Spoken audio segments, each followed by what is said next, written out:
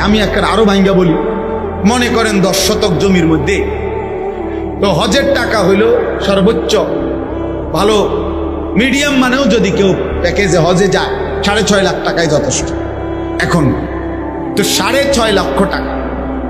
আর মনে করেন 1.5 মাস বউ বাচ্চা পরিবার সংসার চলতে গিয়া ধরেন আরো 1.5 লাখ টাকা, তো কত হইল 8 লাখ টাকা। আপনি ধরেন একেবারে 10 লাখ টাকা, ঠিক আছে নি? তো 10 লক্ষ টাকা। তো মনে করেন এই 3 শতক জমির দাম হইল 9-10 লাখ টাকা, 3 লাখ টাকা করে শতক আমি ধরলাম আর কি। আচ্ছা, আর বাকি 7 শতক 6 শতক জমি যেটা আছে এইটা দিয়ে ইচ্ছা করলে তার সংসার আইসা চলবে।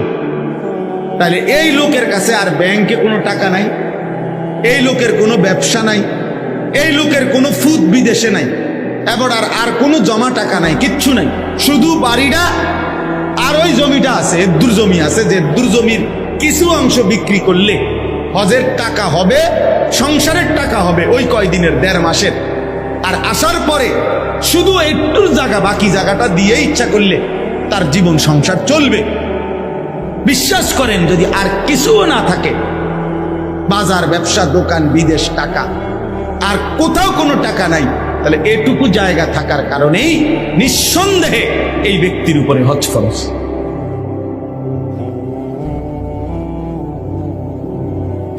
একশো ফরজ, 100 ফরজ। দেখুন এই বুড়া নাফরমান যদি ইচ্ছা করে চোখ মুচ্ছা, আপনি বুঝেন না, আপনি চোখ বন্ধ করে লাইছেন, হ্যাঁ আপনি বুঝেন না, আপনি ভূতের বিদেশের টেয়ার লাগিয়া বইয়া রয়েছেন, অথবা ইচ্ছা করে দুনিয়ার সমস্ত কিছু করতে গিয়ে টাকার ব্যবস্থা হয়েছে, আপনি হজ করলেন না, তাইলে মনে রাখবেন যদি এই অবস্থায় এমন কোন বয়স্ক লোক মৃত্যুবরণ করে, তো আল্লাহ রাসূল বলছে তুই কি ইহুদি মরলি না খ্রিস্টান মরলি, আমি নবী জানি না, যা। এবার আপনার সুপারিশ আপনার কোন বাফে করব, আপনি এই আব্বারে ঠিক করে রাখি। আপনারে হাউজে কাউসারের পানি কোন আব্বাই দিবে, আপনার সেই আব্বার লগে কথা বলে রাখি। এখন বলেন এই কথা চিন্তা করলে আমাদের সমাজের কি পরিমাণ মানুষের উপরে হজ ফরজ? কথা বলে না, আপনারা কোন কথা কোন না কেন চাচা, কি পরিমাণ মানুষের উপরে হজ ফরজ? হ্যাঁ বলে চাচা, বলেন হজ করা। দেখছেন এই যে উনি বলতেছেন, উনি বুঝছে কথাটা, এই জন্য বলতেছে, সহজ কথা না এটা।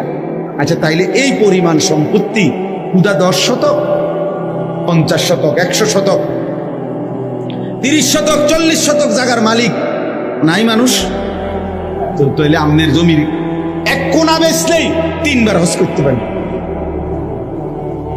3 বার হজ করতে পারবো ভাইয়া।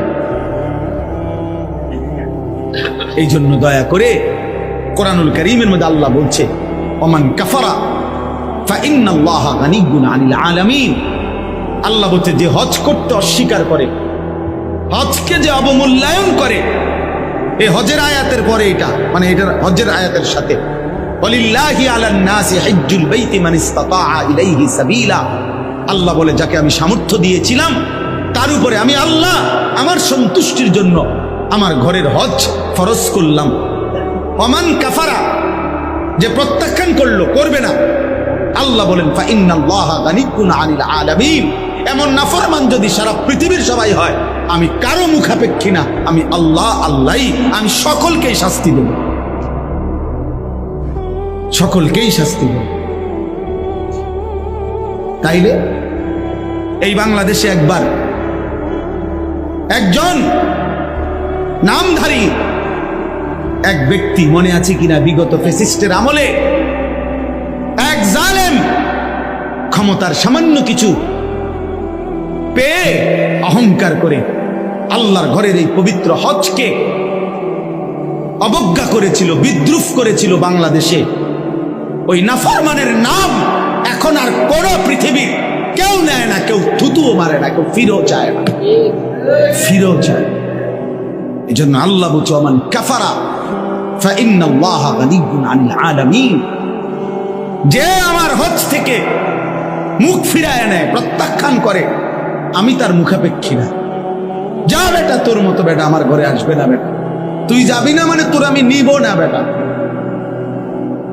আমরা কিতাবের মধ্যে পড়ছি, আমার কাছে হযরত মাওলানা আব্দুল মাজিদ দরিয়াবাদী রাহমাতুল্লাহর কিতাব আছে সফরে হিজাজ, ও কিতাব কিনবা, বাংলা অনুবাদ হয়েছে। বেটা ইলিয়াস কথা কয় না, সফরে হিজাজ বইয়ের নাম, রাহানুমা প্রকাশন, বাংলা অনুবাদ হয়েছে, লেটেস্ট অনুবাদ, অনেক সুন্দর। মানে 1929 সনে, কত বছর আগে, প্রায় 100 বছর, 2029 সালে প্রায় 100 বছর আগে এই উপমহাদেশের একজন বড় বুজুর্গ আলেম হযরত মাওলানা আব্দুল মাজিদ দরিয়াবাদী রাহমাতুল্লাহ আলাইহি সেই সময় সমুদ্রের জাহাজে এবং কি পরিমাণ কষ্ট স্বীকার করে আল্লাহর ঘরের হজ করছে, সেই হজ্জের সফরনামা, এটা বাংলা অনুবাদ হয়েছে। এখন পড়লে পৃষ্ঠা পৃষ্ঠা চোখের পানি আসে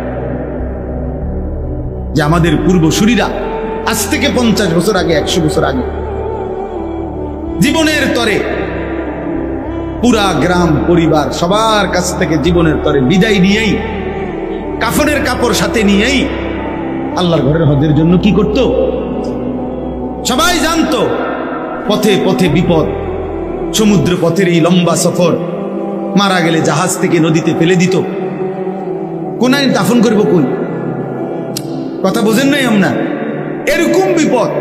এরপরে মক্কা থেকে মদিনায় যাইতে পথে পথে দস্যু ডাকাতের ভয়, আপনার এরপরেও জীবনের মায়াকে উপেক্ষা করে আল্লাহর প্রিয় বান্দারা প্রতি যুগেই আল্লাহর ঘরের উদ্দেশ্যে ছুটছে।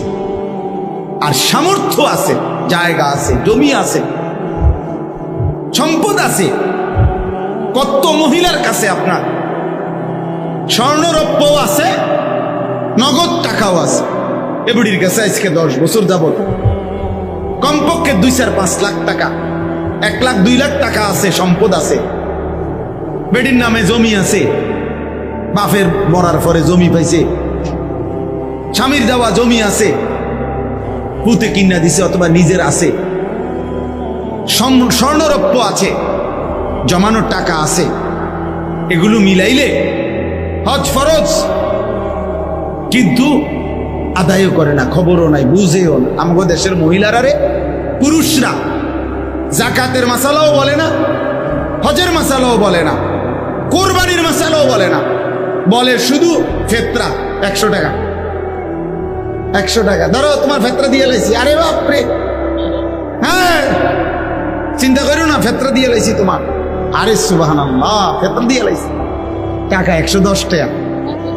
এটারে মনে হয় মাইক নামাইয়া দেয়। দেখবেন অনেক গ্রাম অঞ্চলে মসজিদে রমজান মাসে একেবারে প্রথম শুক্রবারে বারিন্দাতে জোরে জোর ফেতরা কত মাইকে কইয়া দিয়েন, হ্যাঁ জাকাত কত, এটা না শুনবেন, এটা না শুনবেন। ওই যে 110 টাকা, বুঝেন নাই কথাটা? মানুষ 6 জনের ফেতরা আইব 600, সমস্যা কি? এটা দ্বিতীয়টাই যদি মাইক না মাইয়া দেয় তো মাইকের খরচ দিয়ে টিয়া থাকতো না। এই জন্য খামখেয়ালি আমরা। আমি সিজন দেখে, এখন হজ্জের মৌসুম, কোরবানির মৌসুম। আপনি কোরবানির ক্ষেত্রে আপনার একটা সহজ হিসাব বলি, ঈদুল আজহার দিন মানে 3 দিন, 10, 11, 12, কোরবানির দিন তার পরের 2 দিন, এই 3 দিনের মধ্যে যদি কারো কাছে 52.5 বড়ি রূপার সমপরিমাণ টাকা নিত্য প্রয়োজনের অতিরিক্ত থাকে সম্পদ, তাইলে 52.5 বড়ি রূপার দাম হলো 1000 টাকা করে। যদি হয় 1 বড়ি রূপার দাম 52.5 হবে। আর যদি 1500 টাকা হয় তাহলে 78,750 টাকা, হ্যাঁ না 80,000 টাকা মতো প্রায়। তাইলে ধরেন এই 80,000 টাকা পরিমাণ সম্পদ যদি কারো কাছে প্রয়োজন বলতে নিত্য সংসারের খরচ, মৌলিক খরচ ব্যতীত উদ্ধৃত থাকে, ওই 3 দিনে ওই ব্যক্তির উপরে কোরবানি ওয়াজিব। মহিলার কাছে মনে করেন 1 বড়ি স্বর্ণ আছে, 10,000 টাকা আছে, 5,000 টাকা আছে, ওই ঈদের দিন